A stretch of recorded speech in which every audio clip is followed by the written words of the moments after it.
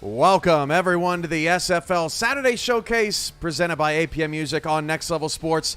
I'm Cameron Irvine, your studio host today, and we are in the SFL's Semifinals, Season 20, our 20th anniversary. And for the first time this season, the Baltimore Vultures are back on Next Level Sports, the three-time defending champions. 4 of the last 5 seasons, they have won a title, and it is the 10-3 Vultures on the road, not playing at home this time, at the 12-1 Atlanta Swarm. Atlanta has been on fire this season. They have been the league's best team. In fact, they had a 2-game lead on the rest of the SFL throughout the regular season. So what about this matchup? Well, Atlanta is seeking its second championship appearance ever. They won it all in Season 14 over the Sioux Falls Sparrows. The Baltimore Vultures won the next year, and that started their dynasty, coincidentally also against the Sioux Falls Sparrows there in Season 15. Ever since then, it's been all Baltimore in the SFL, but Atlanta is trying to get back there with their signal caller, Bryant Dynasty. It would be his first championship appearance. Both of these teams with outstanding pedigrees, and Baltimore has just been on a tear in the playoffs. 10 consecutive victories in the playoffs. Coincidentally, most, if not all, of those games have come at home. Their last playoff loss at Florida in Season 16, and that is a long ways away from now, almost 2 years now removed from that playoff loss. So what are we going to get out of Baltimore and Atlanta today? It's going to be interesting to find out. So we've got this game coming up on Next Level Sports here for you this afternoon. This evening on the SFL YouTube channel is the second part of our semifinal. The Arizona Scorpions host the Fort Worth Toros, and we'll have more on that game at the half. So how did we get here? Well, we started in the wild card round with Carolina pulling a stunner. They beat Tulsa for their first playoff victory in franchise history, so they advanced to take on the Arizona Scorpions last week. Unfortunately for the Skyhawks, their reign ended early, and Arizona got the win 24-10 in a defensive struggle. Vancouver outshined Indianapolis in the Ramblers' first playoff appearance, 37-27.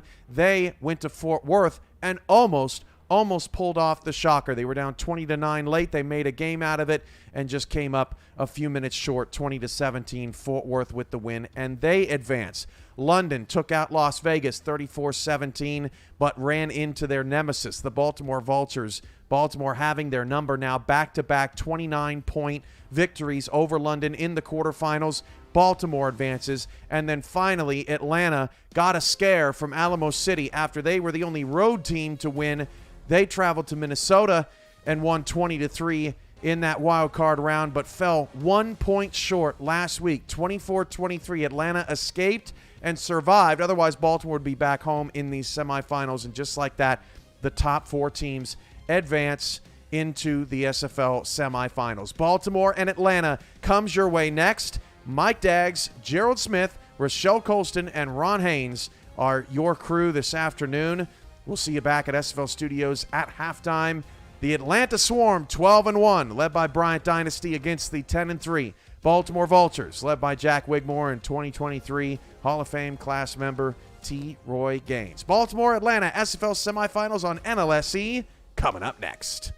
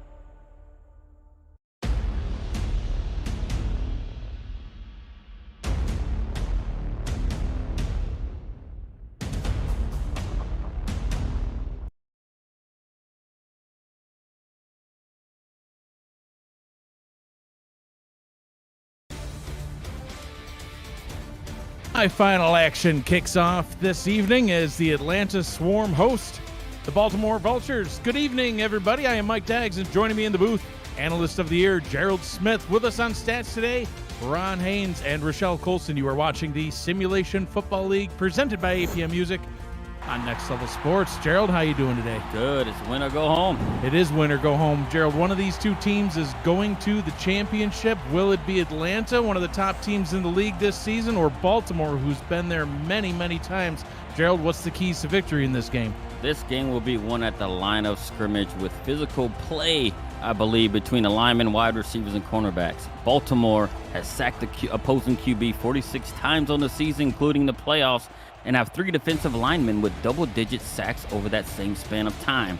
That will prove to be a tough test for Atlanta's linemen in Carter Hollywood and all-star guard Sam Falco. Both teams, though, boast a top 4 scoring offense and a top 4 scoring defense. Wow.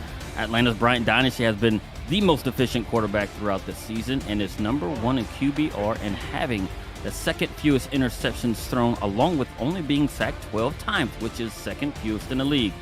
Jack Wigmore of Baltimore has been the most accurate in the league with 77% completion percentage, along with being only sacked 16 times on the season. Whichever team can control the line of scrimmage, put pressure on the opposing QB, and force their opponent into mistakes should find themselves in the championship game. All right, well, as Matt Wilson would say, there is only one way to find out, and that is on the field. So we'll go down to the field, get this one started. Atlanta is going to get things kicked off. Baltimore will start out on offense. Over 7,000 combined passing yards between these two quarterbacks throughout the regular season. We're sure to see some aerial fireworks throughout today's game. About 2,000 rushing yards between the two top running backs, Warren Murray and BDG Hollywood on the other side of the field. Warren Murray will get his first crack at things on offense as Jack Wigmore leads the team out onto the field at quarterback. Like you said, Gerald, Jack Wigmore, number 1 in the league in completion percentage, very efficient. 77% completion percentage throughout the regular season, over 3,700 yards. And he gets things started on offense today. We'll hand the ball off to Warren Murray right up the middle and right into the waiting arms of Cree Higgins. The gain of only 2 sets him up with a 2nd down and 8, the starting offense for the Baltimore Vultures. Jack Wigmore is the quarterback, Warren Murray the halfback. T. Roy Gaines, he's going to be entering the Hall of Fame this offseason. He's the fullback. Ivory Irvin, David Anderson, Daley Holder, and Mac Chima are the wide receivers, and Caesar Ackerman is the tight end. Wigmore under center on 2nd down, hands it off to Murray. Met in the backfield and ripped right down. Mickey Gibson with a big tackle for a loss, 3rd and 12. I think that's what Atlanta was looking for whenever they drafted him at pick 11 in the first round. The rookie comes right off the edge and makes a tackle for loss of 4 yards. Great play by Gibson.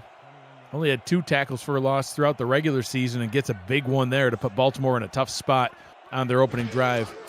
Wigmore in the gun, 3rd down and 12, goes deep down the right side, and it is picked off. Tipped and picked. Don Fletcher with the interception.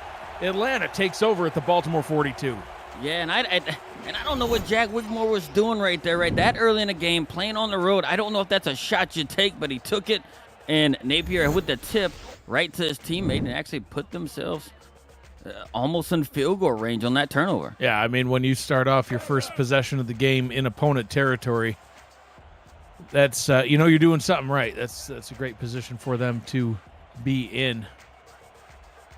Don Fletcher throughout the regular season, 4 interceptions. Gets that one there. Dynasty gets things started for Atlanta on offense. Dumps it down to Kyle Finnemore and Gerald.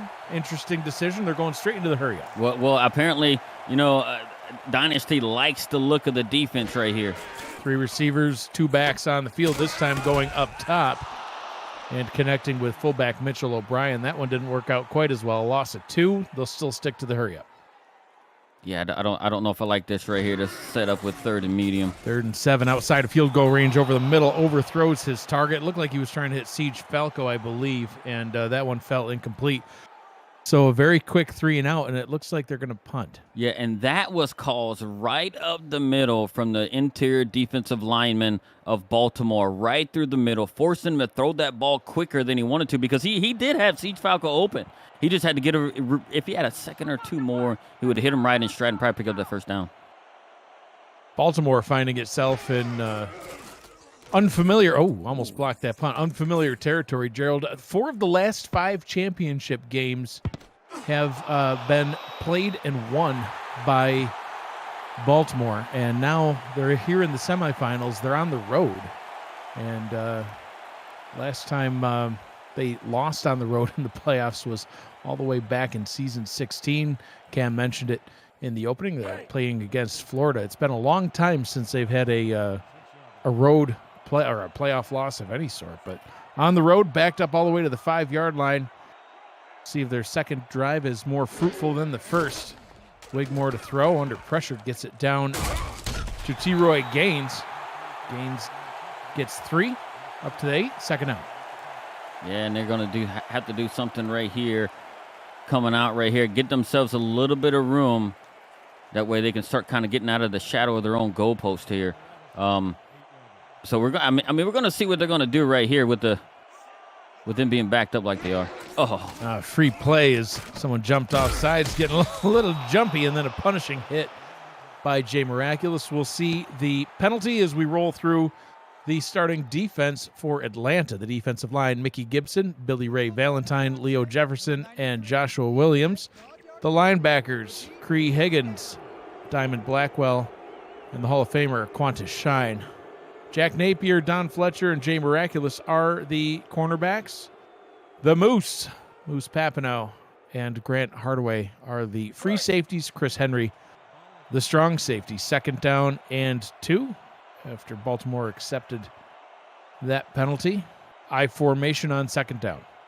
Yeah, they made it a little bit too easy for Baltimore on 2nd down. Yeah. And almost hit in the backfield. Only will gain 1 yard. And then brought down that hit laid by Aquana Shine. He's got about 14,376,000 tackles in his career, give or take. Yeah, that's why it's in the Hall of Fame. You get a gazillion tackles, and then you come in and making tackles like that just when you thought the running back was going to get a first down. It comes out of nowhere and just hits him right on the shoulder. Running formation now here on 3rd down and 1. They do hand the ball off. Met in the backfield, brought down, tackled for a loss. T-Roy Gaines gained nothing. Leo Jefferson with the big stop. Yeah, and this is holding true what I said in the opening, right? With the line of scrimmage, winning the line of scrimmage is going to be the key to winning this game. Because they both have been doing, things along the line of scrimmage here with stopping them here, and then Baltimore doing it on the other side, right? Keeping it nice, tight, and close, and then kind of forcing Bryant Dynasty to throw a little bit quicker on the previous drive for Atlanta. Matty Coffin standing a couple yards deep in his own end zone. Man, that's a good punt. Punted the bejesus out of that ball. I think that's a word. We're using it. Kicked it all the way to Atlanta territory from inside his own end zone. And he didn't even get to be able to step into it he should because he didn't have a whole lot of room. That was an excellent punt. That was an excellent punt. So 1st down and 10 from the Atlanta 44. Their first drive netted a grand total of nothing. And went way too quick because they went into the hurry up. See what they do on this one. Hollywood under center.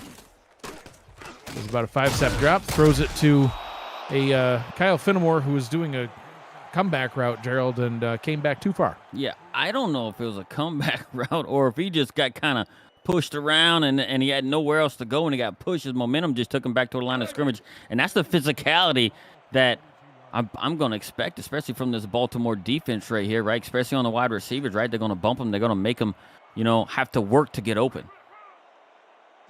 Dynasty on 2nd down. Checks it down to Hollywood behind the line of scrimmage. Spins, gains his way up to midfield. 3rd down and 4. The starting offense for Atlanta. The quarterback is Brian Dynasty. The halfback is BDG Hollywood. Mitchell O'Brien's the fullback. The wide receivers, Kyle Finnemore, Siege Falco, Boo, medium rare Chisholm. The tight end, Jamal Wooding. Left tackle is Carter Hollywood. Left guard, Sam Falco. Helping to open up running lanes for BDG. Keep Brian on his feet. On 3rd and 4, quick pass over the middle's caught. checked it down to Mitchell O'Brien, moves the chains. 1st and 10 from the Baltimore 44. Yeah, that was a very good route run by Mitchell O'Brien, and actually credit to him as well, because right as he caught the ball, he took a hit from the linebacker right there. So, typically you don't see fullbacks running a route like that right over the middle, but they're playing a matchup game right now, right? Like the fullbacks and tight ends against those linebackers of Baltimore. Hashtag throw it to the fullback, like I always say. Dynasty gets it out to BDG Hollywood. Makes some moves, gains 9, 2nd and 1. I was watching Frank Smith kind of follow him out there. Frank Smith was nearly behind him and still got juked. BDG juked him out of his shoes when he was almost, it was in almost a trailing position there. Atlanta Swarm ending the regular season in season 19 at 6-6. Came back this season, had their best record ever at 11-1. BDG Hollywood, part of the reason why, and also moves the chains on that snap. 1st down and 10 from the Baltimore 29. A heck of a season for Atlanta, the number 1 seed going into the playoffs. Yeah, if Loshaw doesn't grab him, I think BDG is gone, because he put the move on there, and the 10-year veteran in Loshaw was able to wrap him up and bring him to the ground. BDG Hollywood throughout the regular season, 246 carries, 1,278 yards. He's been in the end zone 14 times, his 5th best in the league. That pass down the left sideline nearly picked off. Giovanni Bolt had his hands all over it, and Dynasty calling the no huddle once again. Yeah, if you'd have threw it kind of back shoulder, I think you would have had it. Tried to hit Boo Chisholm, steps up into the pocket, checks it down to Mitchell O'Brien again. Look at that fullback go. Gets inside the 10, 1st and goal. They're going to stick to this formation, Gerald. Yeah, better moves than Mike's Dags after he caught that ball. I had no moves. That's why I retired. Dynasty steps up, throws, back corner of the end zone. Touchdown, Atlanta.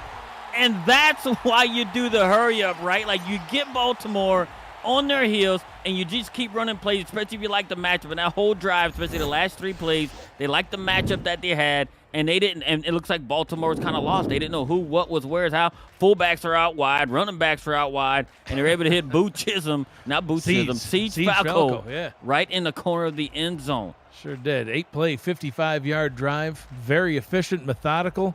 Good use of the run and the pass. Getting it into the back corner of the end zone. Siege Falco with the catch, gets another touchdown. Extra point is up and good. 7-0. Atlanta leads here at home. If you are new to the SFL, the Simulation Football League combines traditional sports, esports, and a role-playing game into one. Team strategies are being executed in real time by our simulations as real-life players compete on the virtual gridiron. For more information about the SFL, you can visit our all-new website at simulationfl.net. The SFL, it's football for everyone. Ron Haynes in the stat truck with us today, letting us know that it was a 20-yard pass to the fullback Mitchell O'Brien. It's a rare day in any league that you see a 20-yard pass to a fullback, but that really helped on that drive. Well, you can tell that. I mean, they came out fresh right here, right? On both sides of the ball so far, right? They just had that, first drive that kind of went 3 and out after getting it, kind of looked promising. It was on the edge of field goal range, but they get that second chance and was able, get good field position. And who would have thought that they hit the fullback twice on that drive? They sure did. Gains. They sure did. Let's see what Baltimore can do. Their third opportunity at it, handing it off to Warren Murray. He runs up the middle for a gain of about 4 yards. And I think that's what they're going to have to do, for Baltimore here, right? Be able to try and maybe, keep it on the ground a little bit more with Warren Murray, right? Just to keep, themselves of any kind of danger, or just, do yourself some high percentage passes with Wiggy Dimes, as they call them. Wiggy Dimes in the gun, Gerald. Yeah. 2 receivers out to the left, 1 to the right. He goes left. Check that one down to T-Roy Gaines. I guess, you know what? When you're in the semifinals, that's when you get your fullbacks involved. That's the game plan. Yeah, it's like you think they're all saying, hey, I bet they don't think we're going to throw to our fullbacks today. Yeah. You think they know our game plan? Hold my beer. Watch this. Throwing it to the fullback. Crowd on their feet here in Atlanta at the Hive. 3rd down and 1.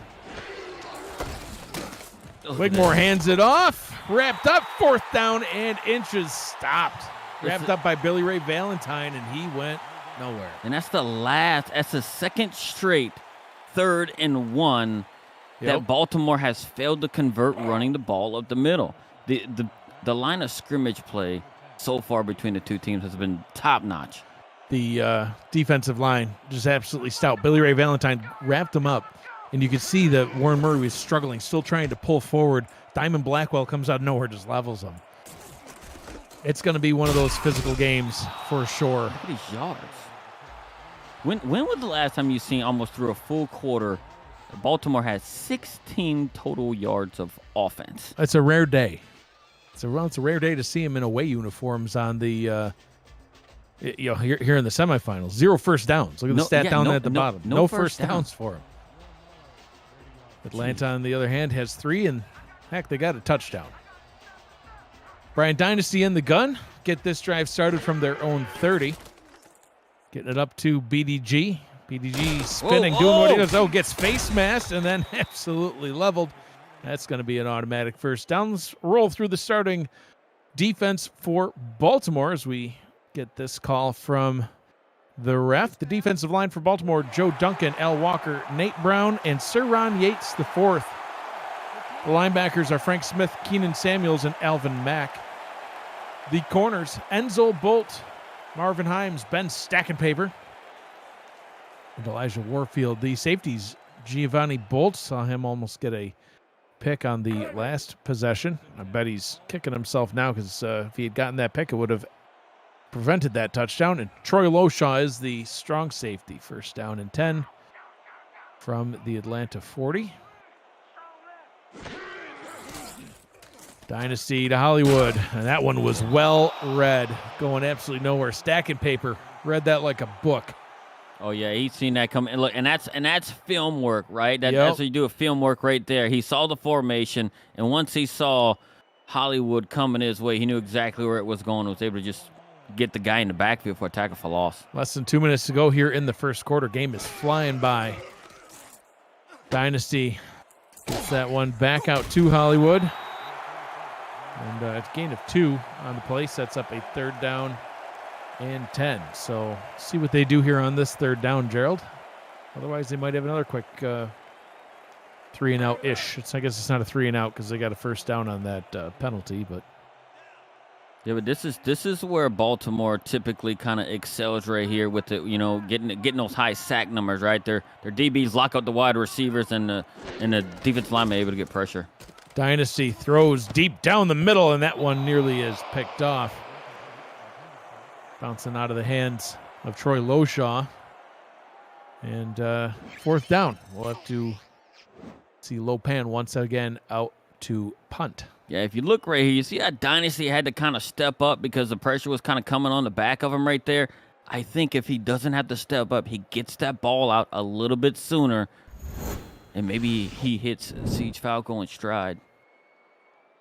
So far the passing game to the receivers not quite going as either team would really hope, but the running back and fullback receiving game, that's what's getting it done. 9 catches combined in all for the running backs and fullbacks in the game. 3 catches for everyone else on either team. For Baltimore, who's going to be back on offense here now, their receivers have only been targeted once and have 0 receptions. We have 56 seconds to go left in the first quarter. 0 catches for any Baltimore receivers. You got Ivory Irvin, you got David Anderson, Daley Holder, Mac Chima.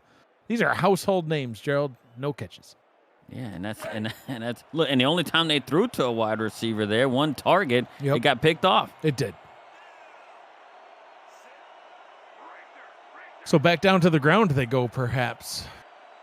Wigmore under center. Warren Murray only 5 yards so far today. Well, never mind. Well, that went to T-Roy again, so that's going to be a loss of 1 for the fullback. Billy Ray Valentine, mountain of a man, 2 tackles for a loss now. That poor left tackle, number 67, Kevin Guy, just got bull rushed and had no shot. He didn't even know what happened. He just sat down like, all right, did I get run over with something? Warren Murray in the backfield breaks the first tackle, can't break the second. He's able to gain 2. 3rd down and 9. 20 seconds to go in quarter number 1. See if they get the ball snapped get one final play in. This has been such a fast first quarter too, and and Atlanta's showing, hey, they got it on both sides of the ball here right now. Crowd on their feet once again for this 3rd down and 9. The ball is snapped. Final play of the first quarter. Wigmore down the middle. There's a catch by a Baltimore receiver, and he's off to the races to the house. Ivory Irvin, touchdown. Vultures, that's how you end a quarter. Just when you thought Baltimore didn't have nothing in them, they hit Ivory Irvin for 77 yards. They gave their quarterback just enough time to let his wide receivers get wide open, and he hit him in stride. And now they're about to tie the game up right at the end of the first quarter. 77 yards to the house. And just like that, that stat graphic that we had up that showed the yards and the lack thereof. And, there you go. Problem solved. They fixed it. They flipped the script right there. Still no first downs, but it's going to be a tie game. It's crazy because it's gotten so quiet now. I know. It can hear a pin drop here in the hype. There's no air left in the stadium right now. You can hear the bees buzzing as they wait to get the ball back and get another attempt on their own. So 1 quarter in the books. Tie ball game. We didn't think there would be, but, hey, with that pass, there is. You're watching the Simulation Football League, presented by APM Music on Next Level Sports. Quarter number 2 on the other side. Stay with us.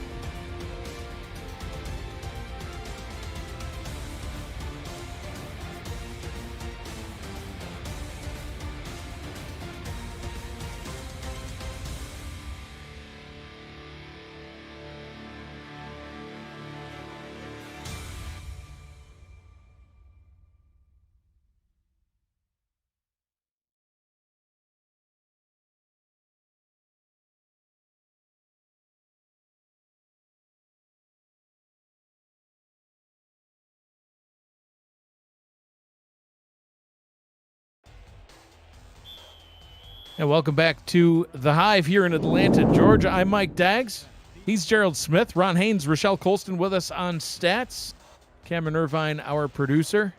Shark Tarkington, the Baltimore kicker, kicking it off. Get the second quarter underway. The classic second quarter kickoff, Gerald. Yeah, how many times does that happen? Right? It's almost like the start of a game the way we ended that first quarter. Hey, we start all over again. Well, basically, the score's back to 0 if you look at it that way. Neither team winning. Visit the all-new league website presented by Football Shift at simulationfl.net, featuring all the league highlights, photo galleries, playoff and minor league stats and leaderboards, community content, and so much more. The all-new league website, simulationfl.net. See the rushing stats. Oh, Dynasty trying to, get that one picked off. He was trying to hit Siege Falco, make a big play of their own. He made a big play, but it went to the other team. Ben Stacking Paper with the pick. Yeah, Stacking Paper one-handed that thing right out of the air. It's like showboating. He's like, hey, look, we just scored. It's our stadium now. Apparently. Listen, one-on-one, I'm throwing the ball up in the air to Siege Falco, 6'4" receiver, see what he can do. You figure he's going to come down with it. But Ben Stacking Paper, he's 6'3", he's a big corner. jumped up, one-handed that ball, and Baltimore made a huge 77-yard play to end quarter number 1. The very next play, picking it off, Warren Murray still having trouble getting going. He's only got 6 yards through the first quarter. And, make that 5. Second down and 11. It's kind of crazy, man, because Warren Murray is averaging almost 5.5 yards a carry on this season. So typically when he gets the ball, I mean, he's getting you at least half you need for a first down. Whitmore under pressure, sacked. This defensive line has come to eat. Leo Jefferson with the sack, 3rd and 17. Wow. Now let's hope that Atlanta here, getting this huge sack back here, is that they're going to keep this momentum and keep Baltimore from picking up anything long down the field.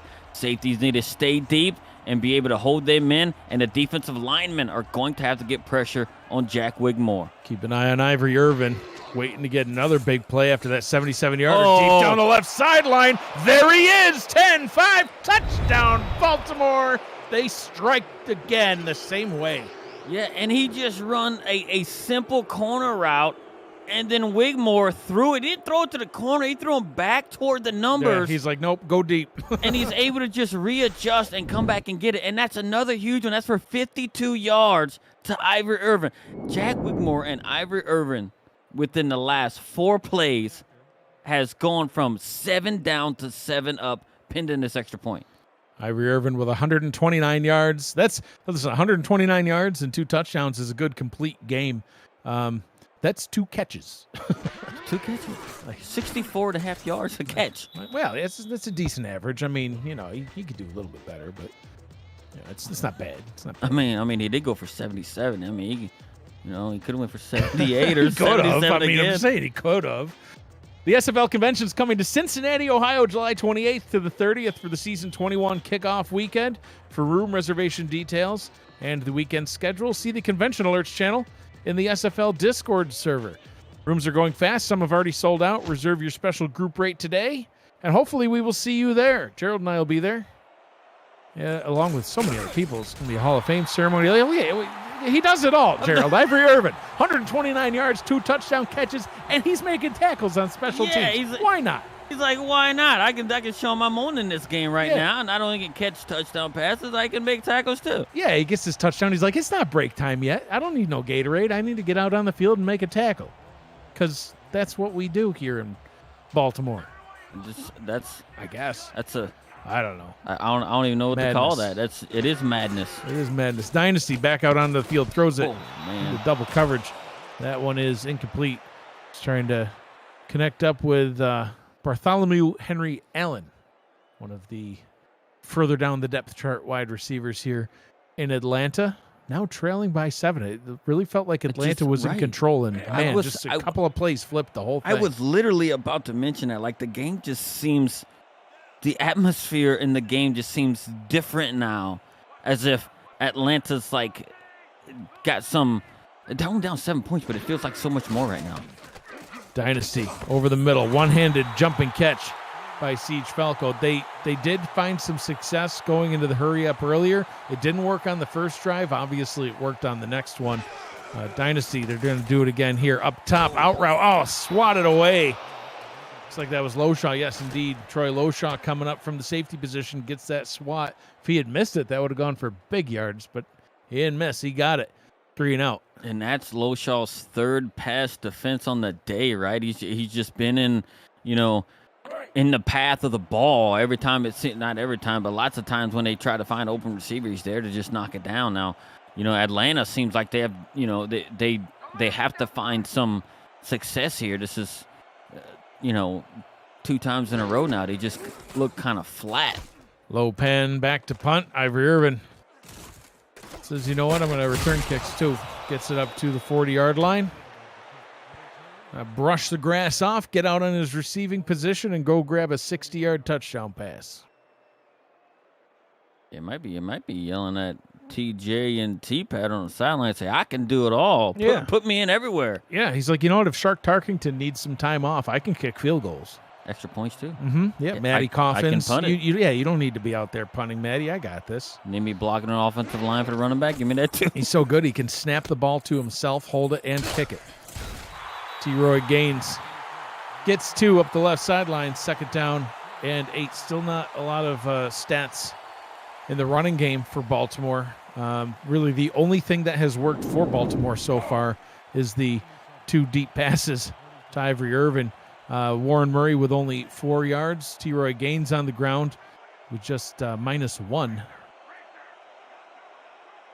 Let's see if we can add to the rushing total here. They do indeed hand it off to Murray. There you go. Couple of moves. Gets the first down up to the Atlanta 49-yard line. Best run of the day, more than doubles the yards that he had. Yeah. Jack Napier was following the play right there, and if he would have got loose on that spin move, Warren Murray, he would have been gone. But Napier, had his eye on him the whole time. Right as he come out of that spin move, he was able to bring him to the ground. But that's definitely a decent pickup to be able to move the chains for Baltimore, because they look like they're in pretty good control of the game right here. Right at the end of the first quarter, and so far we're going on 3 minutes into the second, and they've got full control right now. 4-time SFL champions currently leading by a touchdown, and they're starting to get things figured out and going. T-Roy Gaines rumbles forward for a nice gain, gets 8 yards. 3 championship wins in a row, Gerald. They're hoping to make it to the championship game and try for their 4th consecutive championship. I mean, during this 3 straight championship run, they've only lost a total of 7 games. Right. That run also good for a first down as they continue to work their backs. Warren Murray getting some nice blocks by T-Roy Gaines on that one. First down and 10, 7.5 to go here in the first half. And they're in Tarkington range right here if they don't pick up another yard. I think as soon as you cross midfield, you're in Tarkington range. Defensive line getting a little jumpy. A great stop, but Leo Jefferson jumped off sides. I think that was a frustration shoulder check to the chest of Warren Murray there. Yeah, it could have also just been because Billy Ray Valentine is a mammoth man, and he knows no other way but a forearm tackle.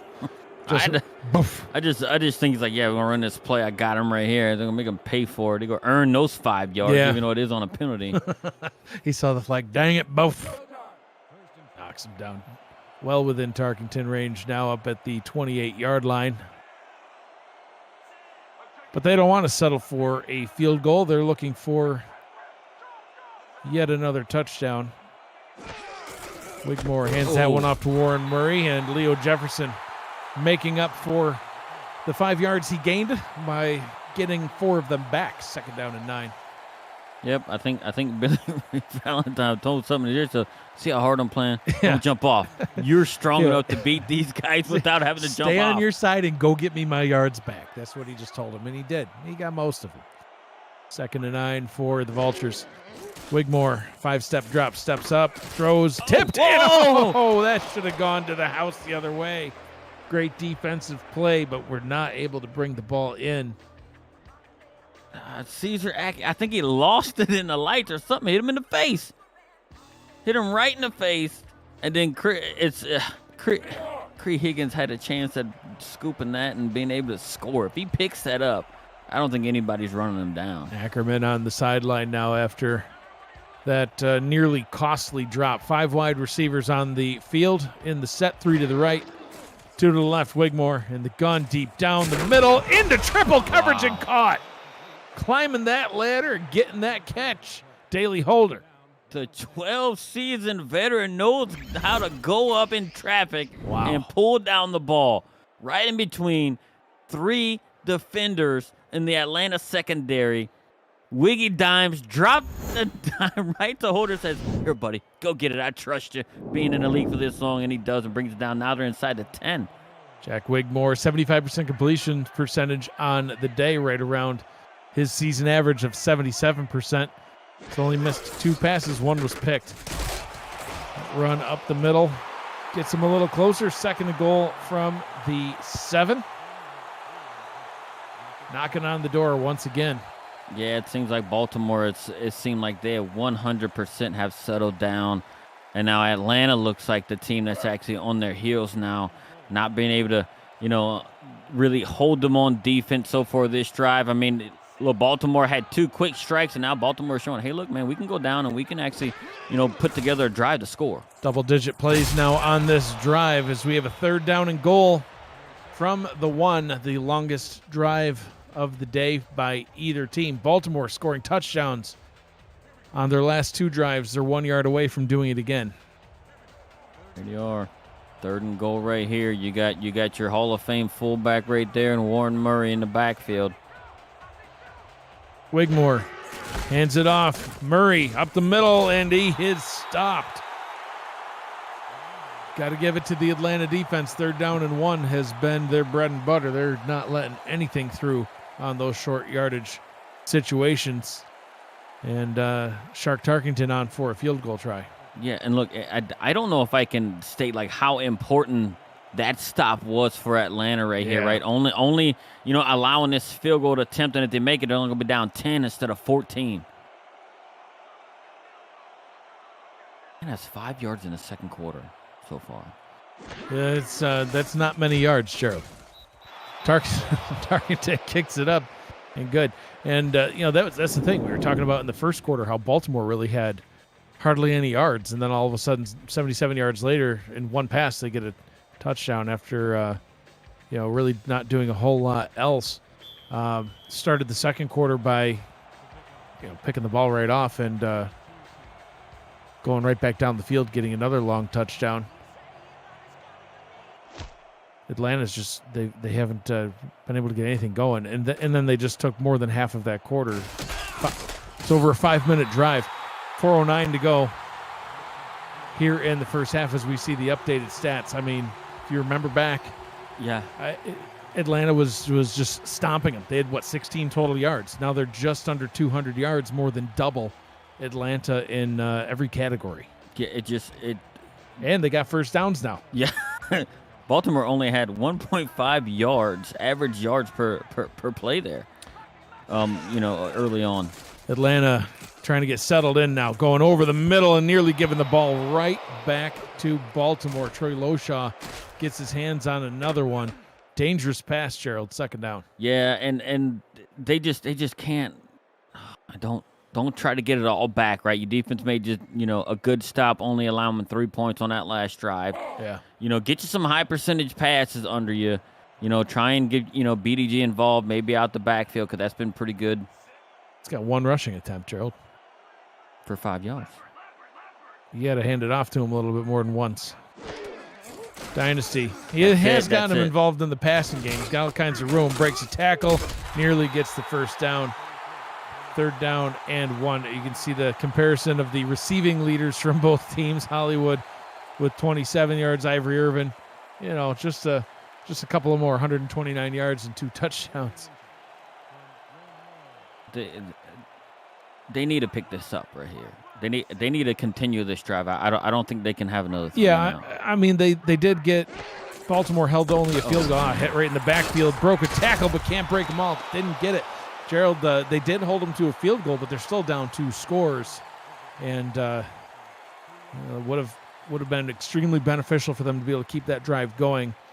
4th down and 3, they'll have to punt this one away, and Baltimore's got plenty of time to try to score again before the half. Yeah, and I think on that last play right here, I think it was an offensive lineman blocking miss or something like that. That maybe got mixed up on who they need to block, as Joe Duncan was able to come in there and just get the initial hit on Hollywood, and then his teammates come and kind of cleaned it up afterwards. Fair catch called for by Holder back at the 33-yard line. That is where Baltimore will take back over. They started their last possession at the 40. This is a little further backed up than they have been on most of their drives, although their first touchdown drive started back at their own 22-yard line. So, see what they can do as they come out in a 3 wide receiver set. I formation for the backs. Wigmore gets it up to Warren Murray. Murray spins, met right at the line. Who else? Aquana Shine with the tackle. Barely a gain of 1. 2nd down. Yeah, very good sideline to sideline play right there by Aquana Shine. Now, Atlanta really needs to kind of hold them here and hopefully force a 3 and out by Baltimore here so they can somehow, get the ball back and then try to go down and get some points on the board. before halftime. T-Roy gains this time, met right at the line. He'll also gain only 1 yard as we approach the 2-minute warning. 3rd down and 8 coming up. I'm not sure they're going to get this one snapped. No, and look, Leo Jefferson's kind of playing out of his mind on the defensive front for Atlanta right now. Right. He's in on like almost everything. Wigmore in the gun, and that will have to wait until the other side of the break. 2-minute warning here in Atlanta. Baltimore in control of the game, in control of the football. We'll see what they do after this. You're watching the Simulation Football League presented by APM Music on Next Level Sports.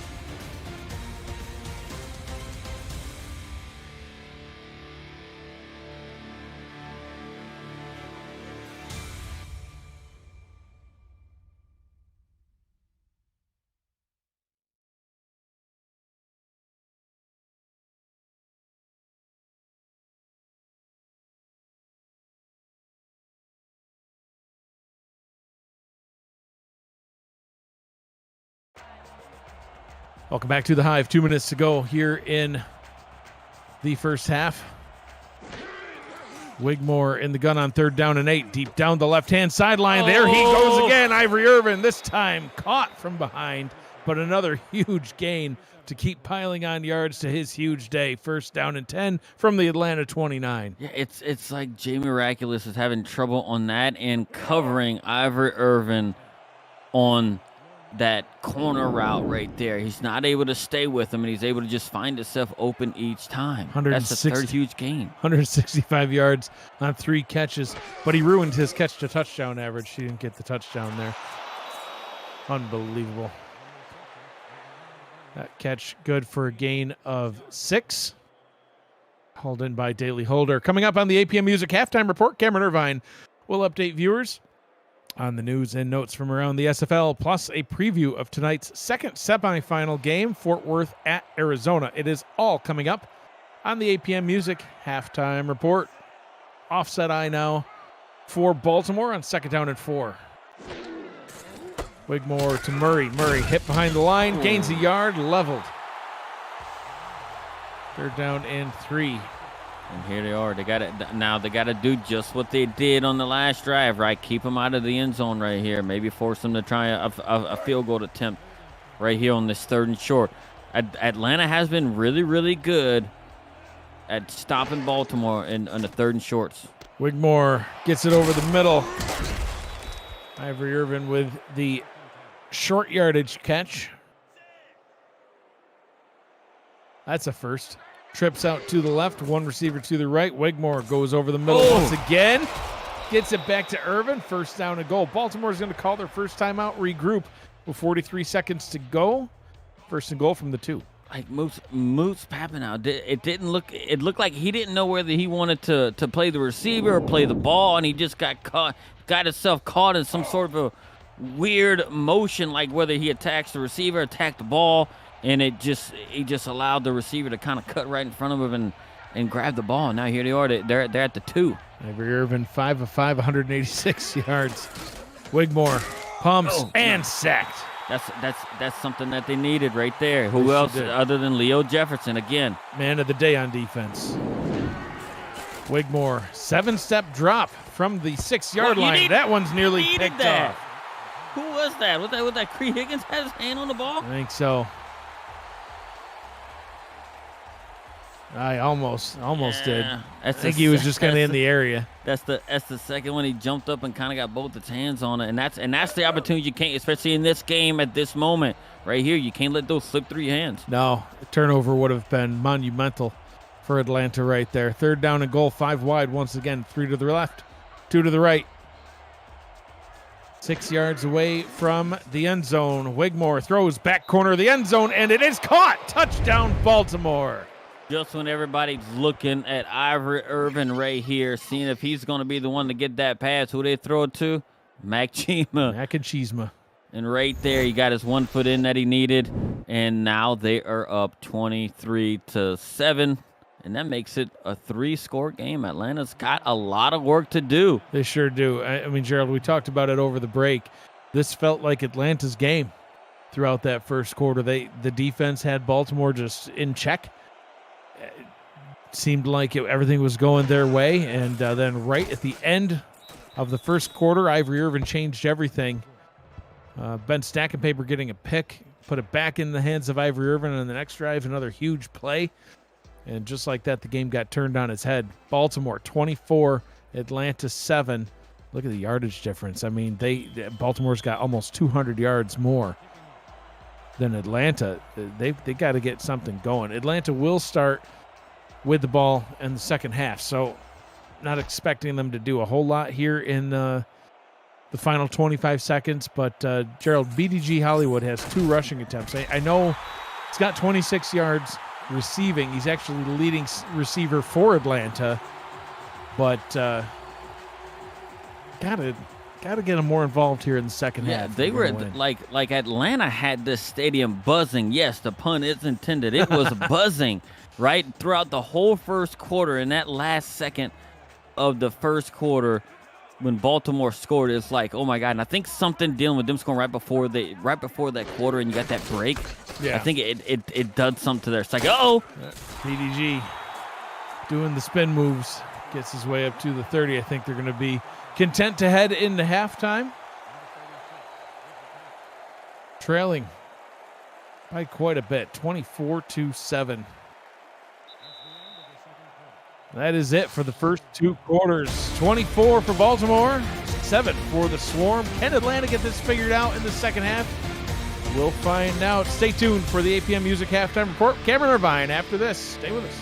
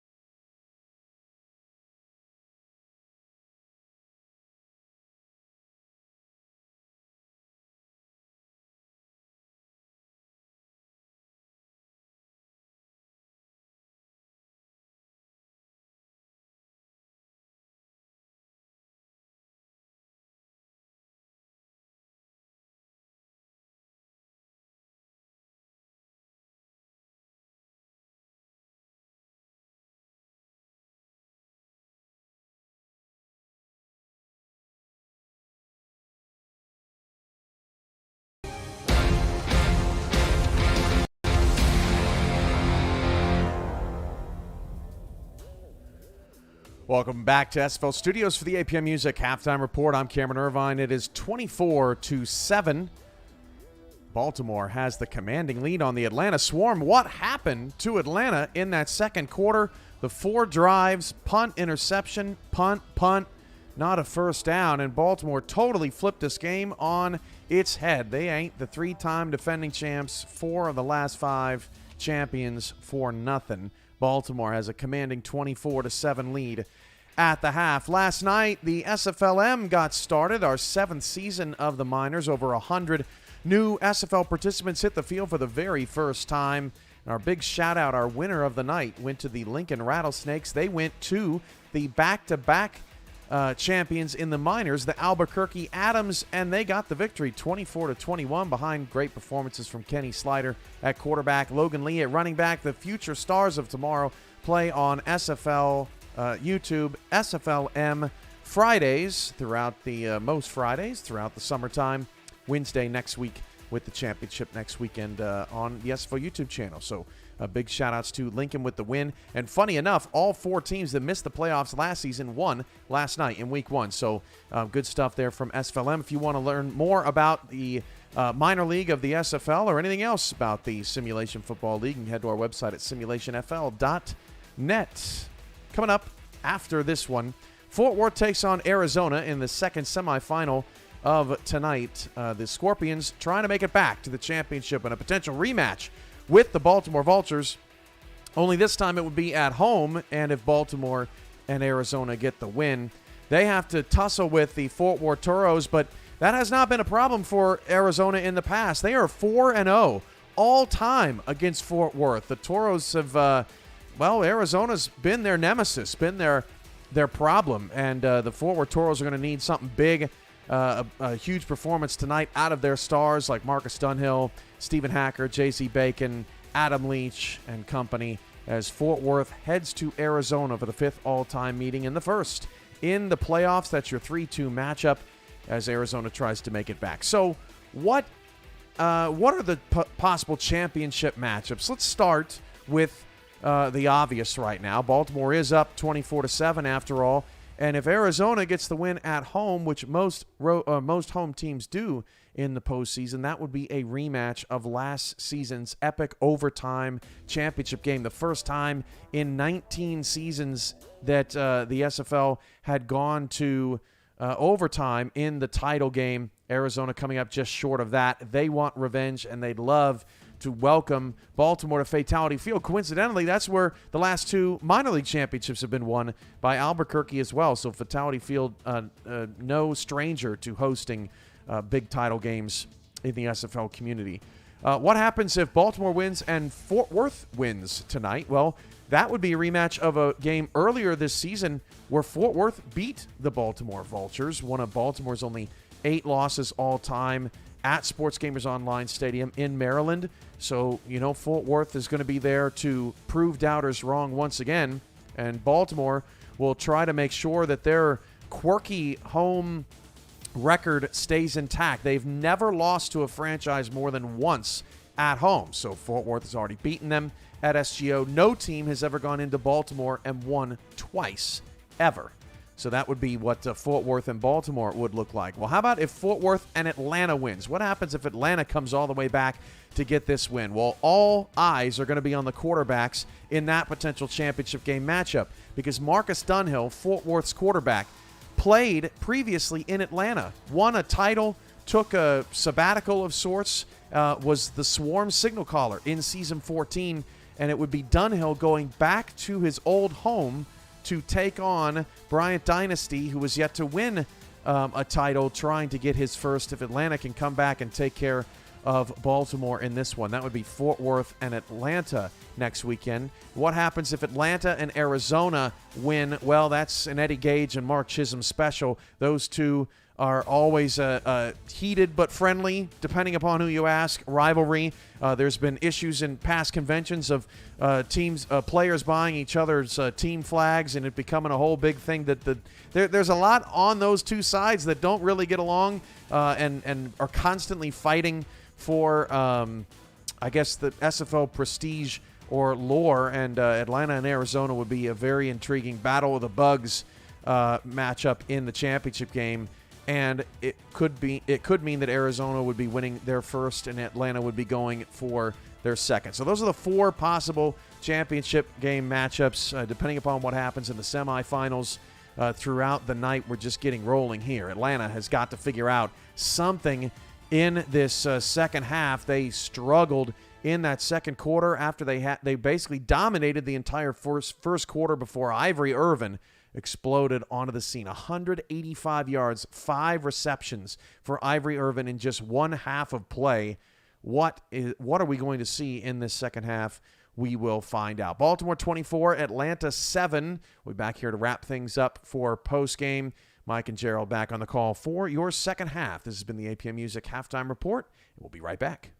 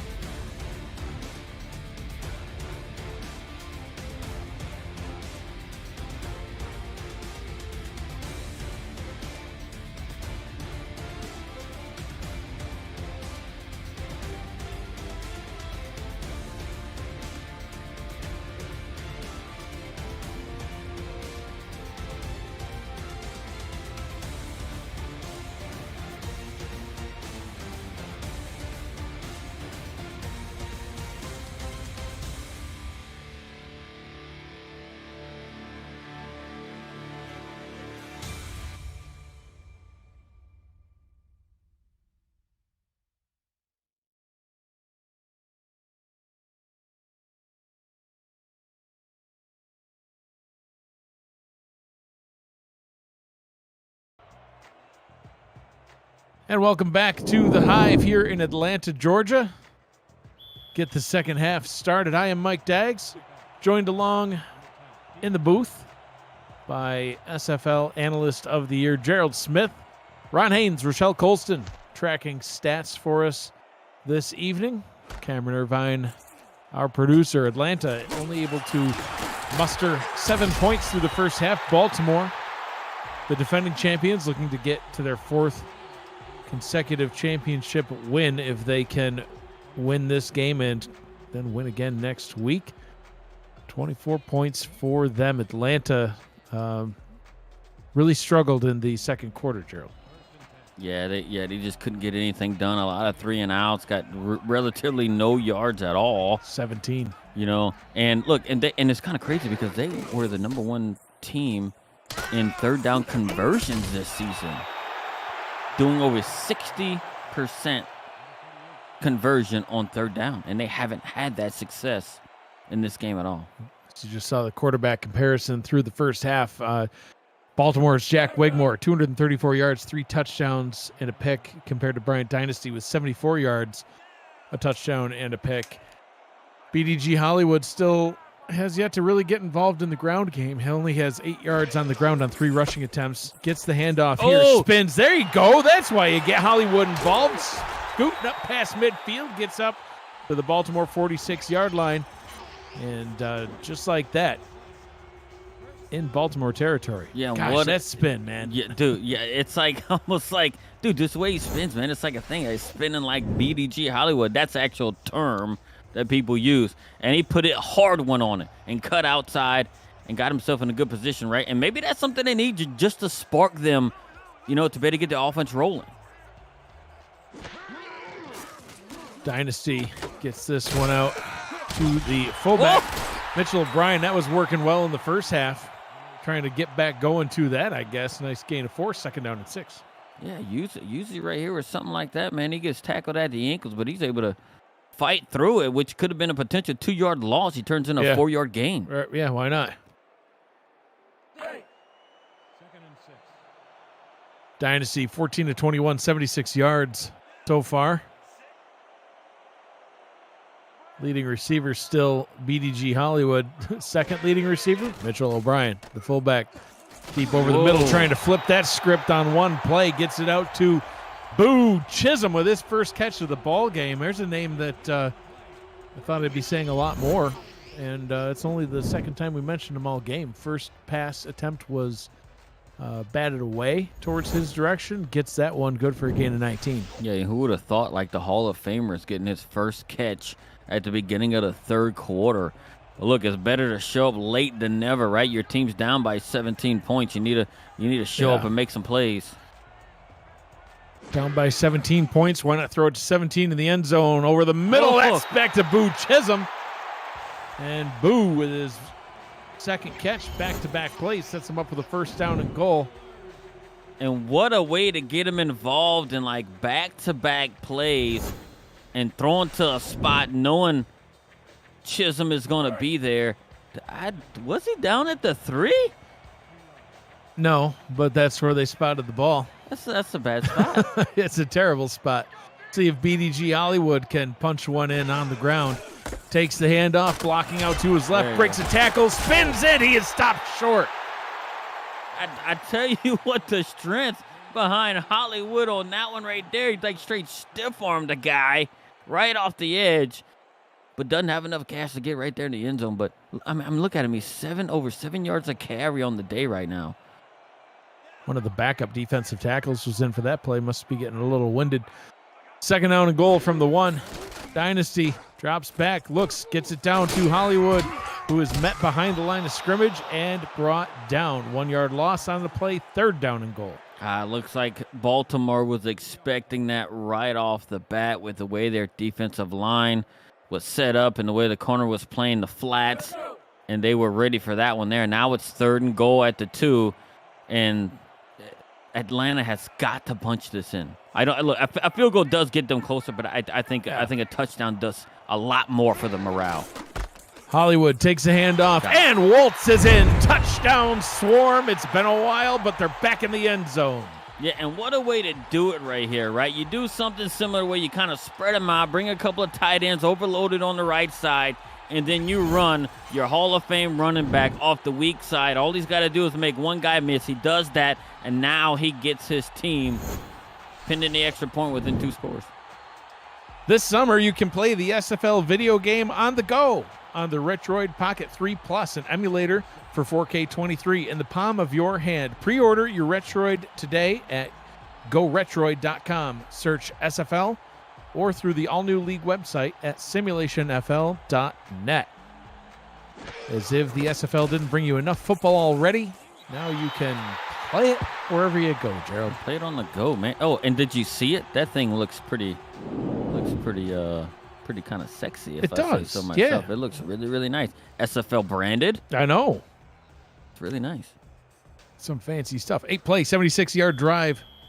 3 minutes, 21 seconds to make this a 10-point ball game. So, just when everything seems to be going one team's way, one score can change the whole feel. And that was a very convincing opening drive of the second half. Let's see if Atlanta's able to maintain that momentum that they have now. A lot of it's going to be determined right here on Baltimore's first drive of the second half. Can Atlanta's defense step up and get a quick stop? Can they get a turnover? Or does Baltimore pick up where they left off, march right back down the field, and get more points?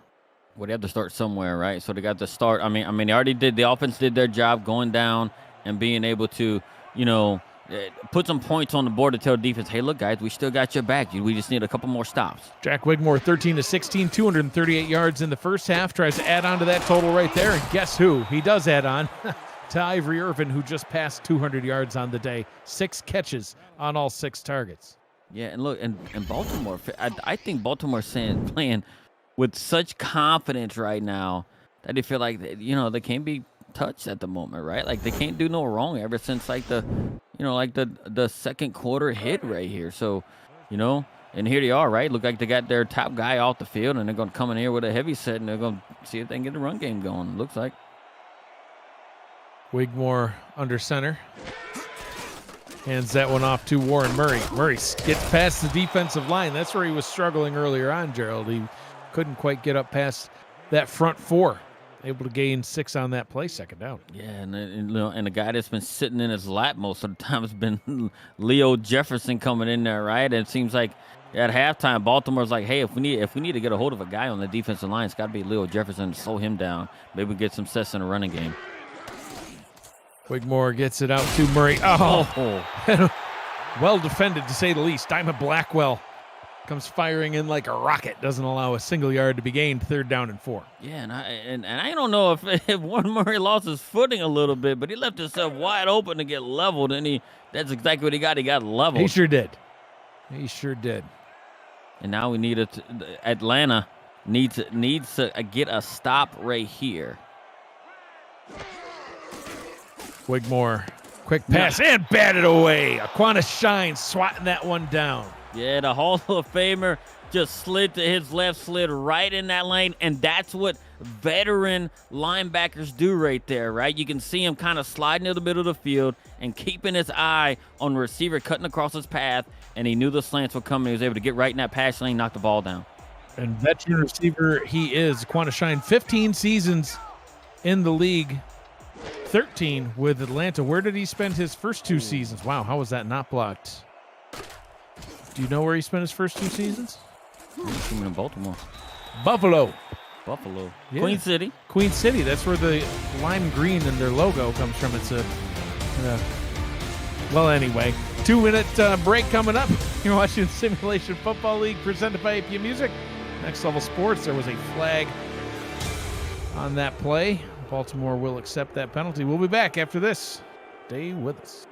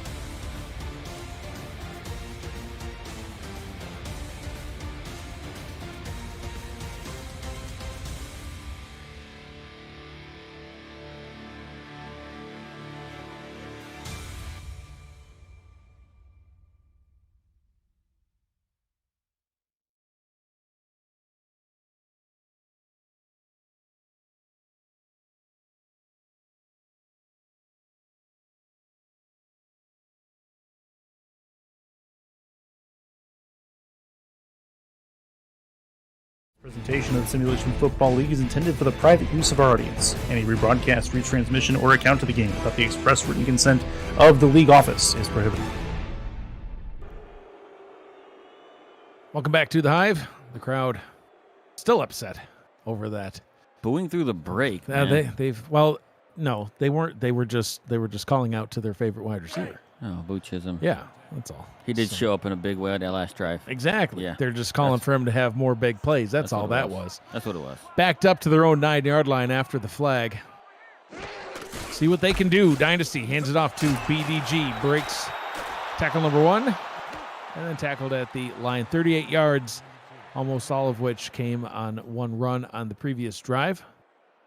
Second down and 10. We're about halfway through the third quarter. Yeah, stacking paper trying to pad his stats and get a kind of tackle for loss to go along with that interception he got earlier in the day because he was in there real quick right at the line of scrimmage. 3 tackles, 1 for a loss already, and a pick for stacking paper. Hollywood only able to gain a yard on that reception. And it's going to be very interesting, right? I mean, it seemed like they went with a little bit of a safe right here, kind of play call, being close to their own end zone right here. And now third down, I mean, you're third and long. I know they was hoping to pass 2 plays to get themselves in a lot better situation away from their own goal line, but it's going to be interesting to see what they call here. Dynasty up top, an out route, but that one's not going to give them enough yards. Oh, almost did, but not quite. Boo Chisholm with the catch, forced out of bounds at the 17-yard line, a yard shy of the line to gain. Yeah, that was something. That was a play that they needed on first and second down to be able to get themselves a little bit more room and make it a lot more manageable on third down. But now they're forced to punt right here. Low pan on to punt for Atlanta. Yeah, and Baltimore is very likely going to be able to get really good field position right here, so it's going to put Atlanta's defense in a really, really tough spot to not allow hardly any yards. A lot of both of these teams coming for the block several times on these punts. Irvin tackled at midfield. The 20th SFL championship is almost here.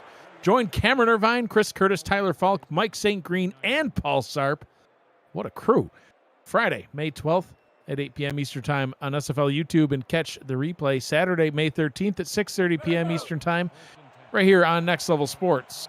A celebration of 20 seasons and 10 years of SFL football on All Pro Football. You won't want to miss it. Atlanta crawling back into it, adding on to the yardage total. Could not get anything going on that last drive. Baltimore getting ready to add some yards on themselves. T-Roy Gaines. He gets 4. Here's our quarterback comparison. Dynasty getting there, but Jack Wigmore is still the man of the hour. His stats very impressive so far, except for that 1 pick. Yeah, and that was his very first throw of the game right there. Yeah, he adapted. Wigmore up top. Warren Murray breaks through, gains the yard. 3rd down and 3. Yeah, King Henry came right there. He saw that no sooner the play started, right? So if you get a chance to look back at that stuff, you can see him right as it was snapped. He had his eye right on Warren Murray coming out the backfield, and he started kind of, making a beeline for the trajectory that Murray was going on, and was able to bring him down. Baltimore on 3rd down.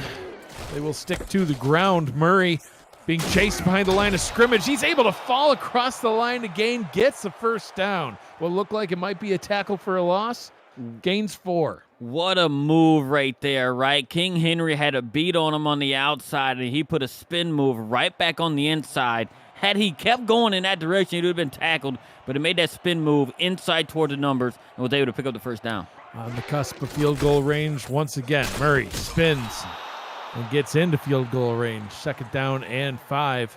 3 minutes to go here in quarter number 3.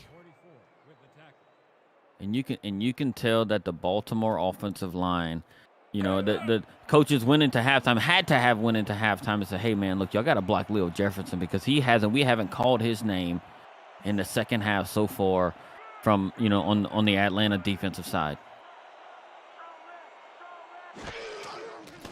Wigmore checks this one down to Murray. Read like a book by the veteran Aquana Shine. So what I was trying to say is the green in the Atlanta logo is kind of a tribute to his first team, Queen City. That's green's their primary color. What's the homage? Is that the word? I was trying to think of it. Homage? Homage? I don't know, but I knew I would sound like an idiot, so I didn't say. Oh, look at this. Perfect. Laquana Shine once again just reading that like a book. So the Hall of Famer does it on the play before. Then the Hall of Famer comes back on the next play and then does it for a tackle for loss, which I think puts them pretty close on the edge of Tarkington range. But it looks like they're bringing him out to be able to kick it for a 51-yarder. 51 yards from the left hash. Adam Jefferson on to hold for Baltimore. Put them back up by a 2-touchdown lead. And they need a good hold here to get a good kick. Good snap, good hold, kick on its way, and it is good from 51 yards. Shark Tarkington, one of the most proficient kickers in the league. He does it again. And I want to see how it was close to that crossbar. Woo, it was dropping like a stone. But look, he was able to put some points on the board for his team today and kind of, make it a 13-point lead instead of a 10-point lead. So it's a full 2 scores, a touchdown, 2-touchdown lead that they got themselves back now. The SFL semifinals continue tonight at 9 p.m. Eastern time on YouTube, where Ashley Jackson and the Arizona Scorpions clash with Marcus Dunhill and the Fort Worth Toros. Who is going to the championship? You will find out tonight as the semifinals continue. This one's certainly not written in stone yet. Baltimore out in front 27-14, but Atlanta back in control of the football, and a whole lot of action left to go here. Gerald, there's still a minute 31 here in quarter number 3, all of the fourth quarter. Anything can happen. It all starts here on this drive. Dynasty under center, hands it off to BDG Hollywood, hitting the backfield and tackled for a loss. The Baltimore defensive line showing that they can do what Atlanta's defensive line's been able to do and get that run stuff. 2nd and 11. Yeah, and typically on a run like that, right, they're running that counter right there. The strength of that Atlanta offensive line is on the left side of their offense right there, with Carter Hollywood and the all-star Sam Falco on that side too. But Baltimore's defense will be able to stand them up and not allow them to get downfield. Dynasty quick pass over the middle and a one-handed catch by Bartholomew Henry Allen. That was his first one-handed catch of his life. I don't think he's going to go for another one, because I'm sure Coach Chisholm on the sidelines like, you use both hands, young man. We can't have that popping around in the air and give the ball back to the other team. 3rd and 5, a big third down here. They want to keep this drive going. Dynasty goes over the middle, wide open. Getting that catch, getting the first down. Siege Falco, another one who really needs to get more involved too in this game. That's only his 3rd catch. Man, if Siege doesn't get tripped up by the turf monster right here, I think he is still running. Yeah, because he would run right behind Lowshaw. Right. Lowshaw kind of he expected the ball to go a little bit further and was almost in tap mode, and Lowshaw was out of position. Anything, Falco could have kept on running. Yeah. Darn turf monster. Gets you every time. 4 wide receiver set for the Swarm. Dynasty. Short drop, quick pass, goes over the middle and connects with Kyle Finnemore. You know what else we haven't seen yet today at all? Jamal Wooding. Where's Jamal? That's 3 quarters. 3 quarters in the books. 11 minutes remains here in Atlanta. The semifinals. Who's going to the championship? We'll find out after this next quarter. You're watching the Simulation Football League, presented by APM Music on Next Level Sports.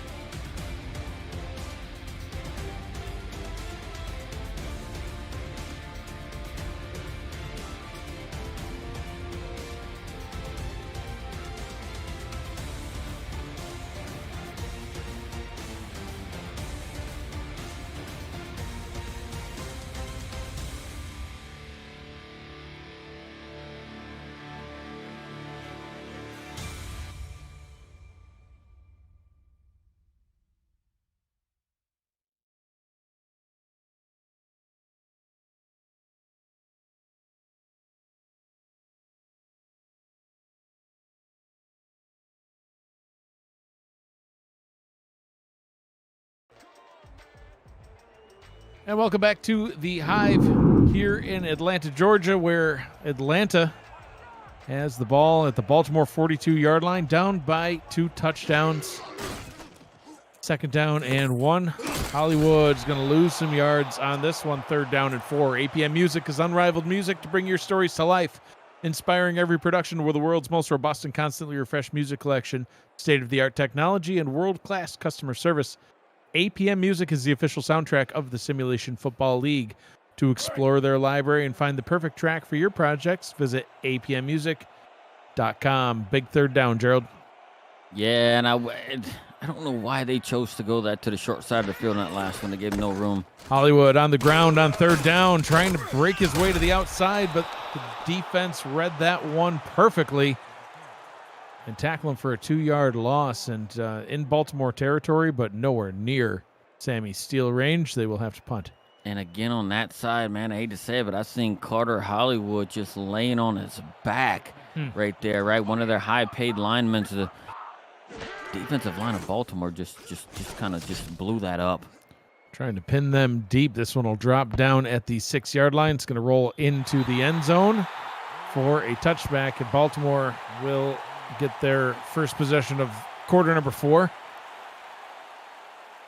back at their own 20-yard line. Jack Wigmore, 19-23, 266 yards, 3 touchdowns. Ivory Irvin with most of those yards. He's got 6 catches for 203 yards. His first 2 catches both went for touchdowns. Daley Holder with 28 yards. Mac Chima with 12. Caesar Ackerman, no receptions by either tight end in this game. If you like to see tight ends make catches, this was not the game for you. Another free play as this defensive line is still pretty jumpy. Yeah, they just getting a little antsy, man. Like they have to just make a huge play on a time that they do this, man. And Baltimore knows that they're anxious right here. So I know Wiggy Dimes is going up to the line thinking, hey, man, we might have to get these guys ready to jump off sides if we give them somewhat of a hard count. But, because they know they're running out of time. They got to make a big play. Warren Murray in the backfield. Gets the, that went to T. Roy Gaines. He'll gain 2 to set up 2nd down and 3. Cameron Irvine pointing out that Ivory Irvin has 203 yards. All other players on both teams combined have 217. So all the other players are currently beating Irvin by 14 yards. He needs to step up his game. Talk about carrying a squad, right? Holy smokes. Wigmore, short drop, quick pass. There we go. Irvin getting some more yards. And it makes you wonder, right? Because he's been having such a huge game. Like, how do you let that man get open like that? Like, how do you, you know what I mean? Like, man, somebody's got to keep an eye on him because he's been a huge weapon and accounts for 2 of the 3 touchdowns that Baltimore has. 7 receptions, 211 yards. Wigmore, throwing it dangerously into coverage. Aquana Shine swatted that one down. Another pass deflection for him. 2nd down and 10. Yeah, I know the Hall of Famer wish he can just maybe reel one of those in and give the ball back to his offense in really, really good territory right there, because that's something that could definitely change the fortune of Atlanta right there. They need some sort of a big momentum boost, for themselves to be able to get the ball back, because you can't allow Baltimore to just waste the time away with these long drives. That pass was going to Ivory Irvin once again. That was the first time he was targeted where he did not catch the ball. And that one was caught by Daley Holder. Short gain on that play, 3rd down and 7, as we see the wide receiver comparison, the 2 top receivers on Baltimore. Slightly different stats, but needless to say, 3rd down and 7. Jack Wigmore in the gun, 5 wide set on the field. Ivory Irvin on a corner route, watch it. Deep pass down the right sideline. Picked off. Could he go? He might be go. Jack Napier. Now he gets it up to the 27-yard line. That's what Atlanta needed. They're in great starting field position now, only 27 yards away from a touchdown to make this a one-score game. Man, I'm trying to talk over you to everything else because that was exciting because that's something Atlanta needed right there. Stayed in bounds there. Yeah, and he stayed in bounds, and he kind of got themselves in a good position right here, too. I wish his teammate would have tried to block somebody. Yeah, if he had done, like, literally anything. Mickey Gibson was just standing there like, wow. Jack Napier, he's running straight at me. I don't know why, but he's coming at me with the ball. I should turn around and block someone. He was mesmerized by the fluorescent arm pads of Jack Napier. Bryant Dynasty back under center. His offense back out on the field. Short drop. Oh, ripped to the ground, and that was what we were talking about over the break, Gerald. We hadn't seen any sacks by this Baltimore defense. They've got one there. And look, and Frank Smith comes right up the middle from his linebacker spot, and he was in there so fast, which proved he is untouched. And you know what? We're not even sure if it's even blitz all game. Dynasty in the gun now on 2nd and 14. Don't want to lose any more yards. Oh, pressure on its way. Over the middle. Wooding. Yeah, hashtag throw it to the tight end. See, that's why you should do it. Look at the yards you just gained on that play. 20-yard pass over the middle to Jamal Wooding. Way to get involved. 1st and 10 from the 10. Yeah, Dynasty says in these times right here, I need to use all my playmakers, and he's his tight end for this first target of the game. And it comes in a big spot to get his team at the 10-yard line. 1st and goal. First down and goal from the 10-yard line. Trying to make this a one-score game. Dynasty pumps, throws, end zone to Wooding. No, it's intercepted. Loshaw picks it off. He was going for Wooding again right there. I think if he throws it without the pump fake to Wooding, I think he has a catch, but maybe he thought it was a little bit too soon. But I gave Loshaw a chance to close on the ball and close the gap between he and Wooding. And now Baltimore has the ball back. That could be pretty devastating right there for Atlanta right here at this moment. Yeah, absolutely. Opportunity to make it a one-score ball game. Now Baltimore back in possession of the football, looking to make it a 3-score game the other direction. Warren Murray can't find a running lane and gets tackled behind the line of scrimmage. Brought down by Jay Miraculous.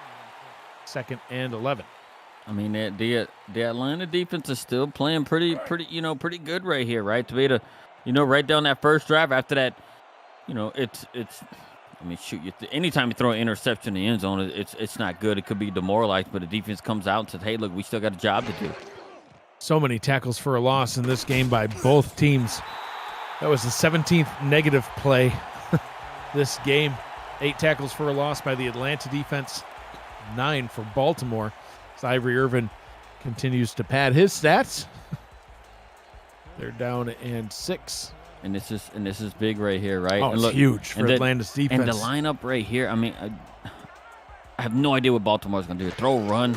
Yeah, they're going to throw. Wigmore has plenty of time. Throws into traffic and just totally missed his target. A rare miss by Wigmore, especially when he had that kind of time. Right, he did have a lot of time. I thought he had kind of Ivory Irvin kind of coming right across the middle, more open than just led him too far. Yeah, than Mac Chima there. But here we are, right? There's Atlanta doing what they needed to do, get a quick 3 and out, and they should get the ball back in fairly decent territory, right? Matty Coffin's on to punt for the Vultures. He booted one real far earlier on in this game. Let's see how far this one. Look at it. Guy's got some leg strength. Gets this one up to the 35-yard line. That is where Atlanta will take over. Can they cut this lead into a one-score game on this possession? We'll find out on the other side of the break. You're watching the Simulation Football League presented by APM Music, Next Level Sports. We'll be right back after this.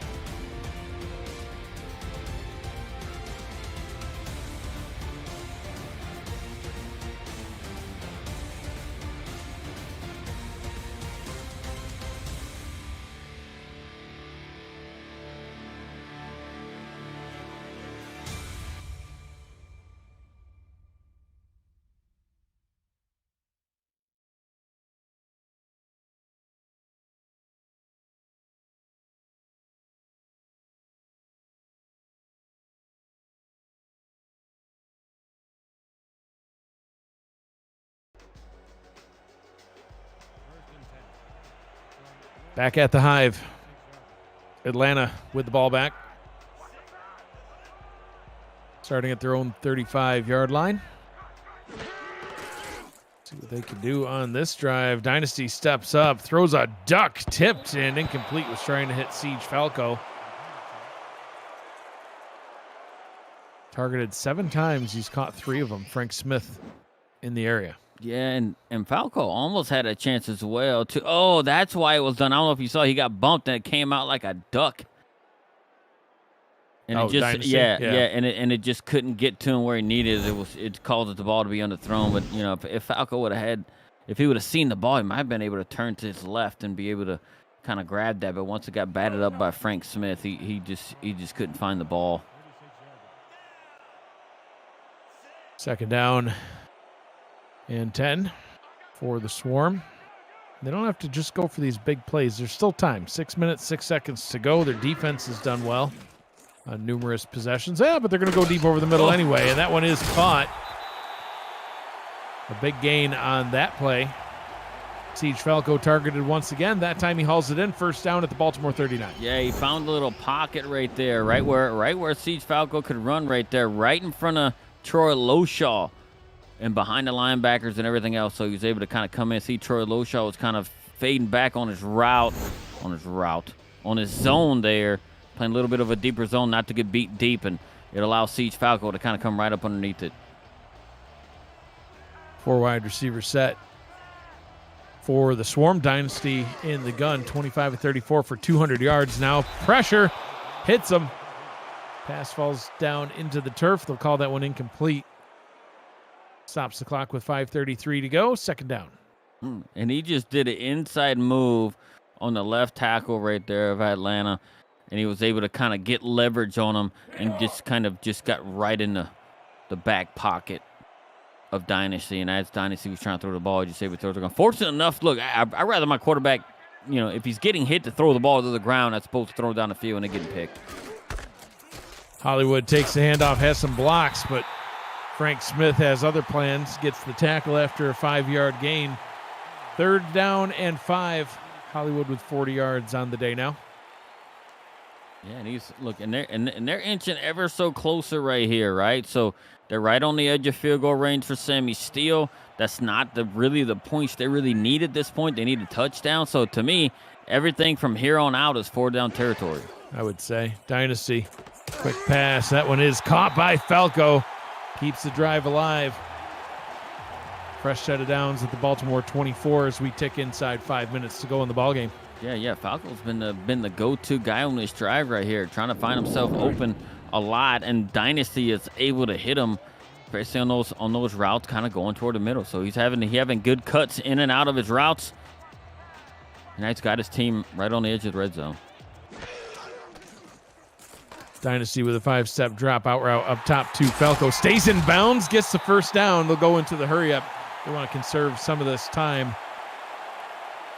And I like what they're doing right here. I like the hurry up. I like the setup on offense. Dynasty down to the bottom. Jamal Wooding with the catch. 6-yard gain. Gets out of bounds. Stops the clock with 4:18 to go at the Baltimore 6. Even though he went out of bounds, I would have liked them to stay in that formation. For me up here looking at it, I like the matchups that they had on in that play set. So we're going to see what they're going to come out right here. I mean, they can't pick up a first down. If they get to the 2-yard line, they should be able to get a first down here. The 1, actually. Dynasty in the gun. 3 receivers and a tight end out to the left. Goes to the back of the end zone, tipped and nearly picked off. Was trying to hit Siege Falco on a quick pass, but couldn't do it. Third down and 4, and you mentioned it's more than likely 4-down territory. Field goal really does not help them right now. No, not at all. And I really thought on the last play I seen, they had Mitchell O'Brien lined up in almost like as a third tight end there, and he was across the middle in a slant open. If Dynasty would have waited just one more second, Mitchell O'Brien would have been open. Short drop by Dynasty. Has time. Gets it up to Hollywood. Hollywood's got some room. He's into the end zone. Touchdown, Swarm. a one-score ball game as we've got about 4 minutes to go here in Atlanta at the Hive. It was almost, you can't see it, but it was a very, very good pick play on that end by the wide receiver that picked Frank Smith out of following BDG Hollywood, which allowed BDG Hollywood to bring that ball in and put his team on the board and get within a touchdown score with 4 minutes left. And just imagine if Dynasty had not thrown that interception trying to hit Jamal Wooding on that last drive, and it was picked off by Troy Loshaw in the end zone. This could be the go-ahead extra point, but instead, this extra point will cut it to a 6-point ball game, nearly blocked. Extra point is up and good. And with 4 minutes to go, we will likely see the onside kick formation come out. I'd kick it deep, but looks like they will indeed. They are kicking it deep. No, they're doing the onside kick here. There just isn't. There's so much time. You have 3 timeouts. I don't like this at all, right? Because your defense is playing good. You don't want to give them just a chance to get a few yards. I hate it more than anchovies. Ball bounces around and picked up by Baltimore. They will take over at their own 39-yard line. So the biggest problem is you still have time to get a stop. You still have time to get the ball back, but you only have a 6-point lead. A field goal makes it a 2-score ball game all over again, and that you don't have time for. Shark Tarkington can probably kick it from here. So yeah, because he was at the 34, 35. 34, yeah. And so he made a field goal. They can't allow any yards on this one, and they just did. So now you're definitely in Shark Tarkington range. So unless they get a turnover or a tackle for a loss, a sack here, you're at high risk of this quickly becoming a 2-score ball game again. And then you got to get down and score twice. Yeah, and it puts him in a tough spot, right? At that moment, I mean, you kick it deep. Wigmore under center. He's going to let some time tick away. Got their eyes on the championship game. Murray, a short run. Both backs right around 40 yards on the day. Murray's gotten a lot more opportunities at it. That was his 19th carry of the ball game. It's averaging a couple yards per carry. So crowd on their feet, making as much noise as possible. Be another 51-yarder if they don't gain any more yards here. Watch Ivory Irvin in a slant over the middle right here. Wigmore under center. The defense ready to act. Quick pass. That's complete. First down. Daly Holder moves the chains and keeps the clock rolling. Baltimore out in front, in control. Yeah, and look, as I say, watch for Ivory Irvin over the middle. Atlanta was thinking the same thing, and Atlanta just kind of didn't pay a whole lot of attention to Daly Holder right there, right on the edge, and he ran that out route and was able to pick it up. Probably see a lot more of Warren Murray as we approach the 2-minute warning. A punishing tackle by Diamond Blackwell.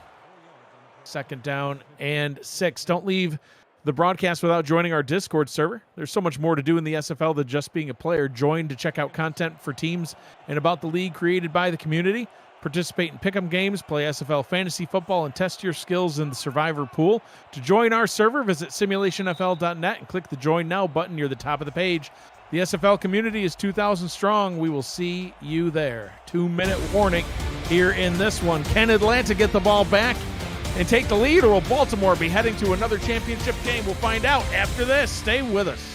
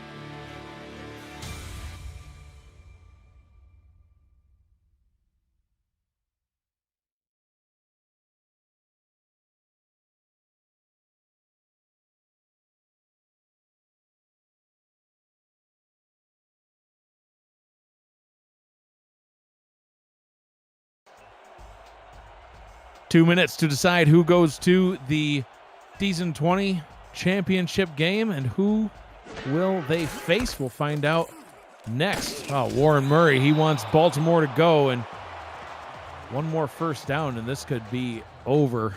Third down in inches. Atlanta calling their first time out. They need to get this stop. Maybe hope for a blocked field goal. If not, they're going to have to score twice if they want to go to the championship. Well, the defenders are going to have to play strip the ball out or even try to or something like that, or even if force a field goal attempt right here and hope for a block. Warren Murray gets the first down, and Atlanta will have to call their second timeout. And at this point, honestly, with Atlanta just having one timeout remaining, they can't bleed away the entire clock, but they could bleed away enough of it that if they just want to kneel this down a few times and then kick a field goal, they could win it that way. And it looks like they might be. No, I thought they might be coming out in victory formation. No, not quite yet. They're going to continue to run. It's not. Whitmore hands this one off to T-Roy Gaines. Games leveled. Atlanta will call their final timeout. Baltimore's only scored 3 points in the second half. Atlanta's been crawling their way back into it, but those 3 points have so far been all they needed. That resurgence, is that the word? Yeah. That crazy second quarter that they had. Yeah, they had a monumental second quarter, and they just kind of blew it up. And it seems like all they really had to do was kind of play for, 1 quarter and 1 second of another. And there's the victory formation. They will kneel the ball down a couple of times, send out Shark Tarkington to make this a 30-21 game, and give Atlanta almost no time to come back into this one. So if things play out the way that we think that it might, and Atlanta loses this game, Baltimore would go on the road to face whoever wins the game coming up later tonight. So they would be on the road in the championship game. Atlanta would have hosted had they won. We'll see what happens. So one final kneel down here by Wigmore. He'll head back to the sideline. Adam Jefferson, the backup quarterback, out to hold now for Shark Tarkington, who he nailed a 51-yarder earlier on in the ball game. This is a chip shot for him. This one will be from about 29 yards out from the left hash. And they have to go. If anybody doesn't rush right here, I don't know what they're thinking, because you have to block this to give yourself a chance at winning. First, the snap. We'll see. Good snap, good hold, kick up. Chip shot. It's good from 29 yards out. Baltimore 30, Atlanta 21. 30 seconds to go. Atlanta's still got a shot, but it's a 0.0001% shot. They got to return this kick for a touchdown and then get the onside kick and see what they can do with that. Yeah, and they got to hope it happens, or you can just dig in your bag of tricks and hopefully pull out that 9-point play of some sort that you can score, which just doesn't exist. But yeah, so they're gonna have to run this back or something like that, and then hope that they can get the onside kick to get a second chance at it. Atlanta, a fantastic season, ending the regular season 11-1. They won their divisional round game, 12-1 on the season. But the number 1 seed looks like they will be going down in this one. And number 4, Baltimore, back to the championship once again, this time on the road. Will they be in Fort Worth, or will they be in Phoenix? Find out later on this evening. So a lot more SFL action yet to go here on this Saturday evening. We'll go into the hurry up. They have to. They just got to send this one deep, Gerald. Yeah, they got to do something. Maybe spike it to it if they even wanted to. I mean, you don't have to wait for the defender to get set. Just hike the ball. That's matchups. Dynasty, one final pass over the middle's caught. We'll go into the hurry up, but that is your ball game. Baltimore gets the win. They're headed back to the championship again. Off to face, who knows, Fort Worth or Arizona. Gerald, as we roll through the final stats and highlights, your final thoughts on this one. Well, Baltimore came out kind of flat, and Atlanta looked like they was in control for 99.9% of the first quarter, and then Baltimore just had that one big play, and it took the air out of the stadium and the team of Atlanta. Look, credit to Baltimore for actually kind of weathering the storm early on, right, and doing what they need to do. They threw an interception on their very first play of the game and still was able to find their wits about them and be able to control the game from the second quarter on. So, look, and they're not four-time champions in the last 5 seasons Right. for nothing. They're going to their, what, fifth? I Fifth ran out of championship- fingers. I couldn't fifth count as many as championship game in the last 6 seasons. So, I mean, it's no surprise that Baltimore was able to come into Atlanta and be able to, take down the number 1 seed. So, it was just tough for Atlanta. I feel like they kind of tried to turn on a little bit, too little, too late right there.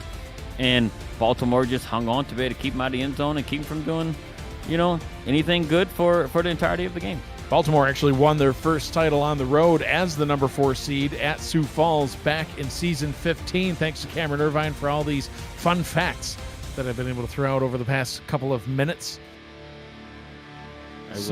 My team lost to Sioux Falls that season Well, in the semifinals. yeah, sad times for the Revs. Very, very, very sad time. But look, credit to Baltimore. Look, they're going to another championship game, and then who are they going to face? Are they going to face Arizona, who they played last season, who put up a very, very good fight against them, or the Fort Worth Toros, who've actually been playing really, really good ball as of late. Incredible season. Yeah, Mexico City beat them earlier on in the season, but then since that time, Fort Worth just had their foot on the throat of every team, it seemed, just dominating. Fort Worth, Arizona will be coming up next at 9 p.m.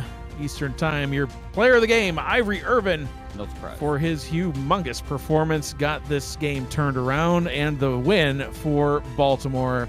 This has been a presentation of the Simulation Football League presented by APM Music on Next Level Sports. Final score, Baltimore wins it 30-21. For Gerald Smith, Ron Haynes, Rochelle Colston, Cameron Irvine, Matt Wilson, who's with us in spirit on every broadcast, I'm Mike Dagg saying thank you for joining us. Be kind to one another. Always choose happy, Gerald. Looking forward to doing this with you next season. Have a great night, everybody.